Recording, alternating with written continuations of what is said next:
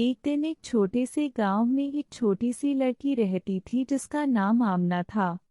आमना बड़ी मोहब्बत से अपने गांव के जानवरों के साथ वक्त गुजरती थी। वो गांव के छोटे से जंगल में रोजाना जाती और परिंदों को छाते देती।